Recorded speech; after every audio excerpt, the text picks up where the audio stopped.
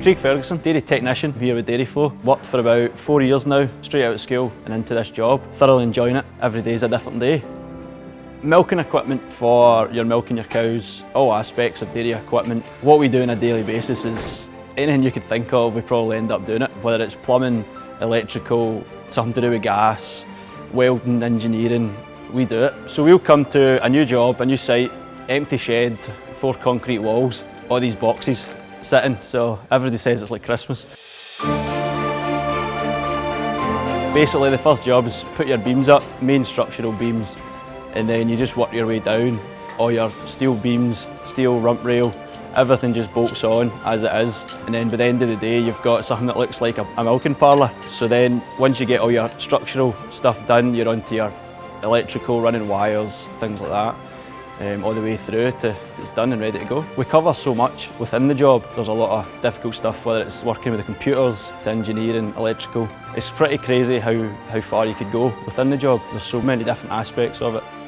Seeing the cows go through a parlour for the first time, that is, when you've been at a job for say 4 or 5 weeks, from an empty shed to a milking parlour, pushing the first cow into it is quite satisfying.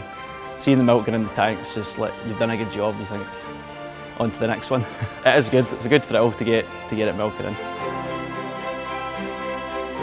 For the first wee while it was just learn as you do it, getting experience for the more experienced guys I was working with. But then I've also done my electrician's course at college, so by hopefully the end of next year I'll be a fully qualified electrician. And I've also done my F-gas for like gassing the tanks up for cooling the milk.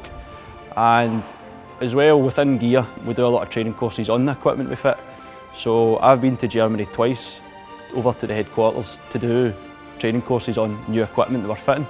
You could ask for a training course on it and they'll give you it. So they're quite open-minded about things like that. They're happy to help you and teach you things.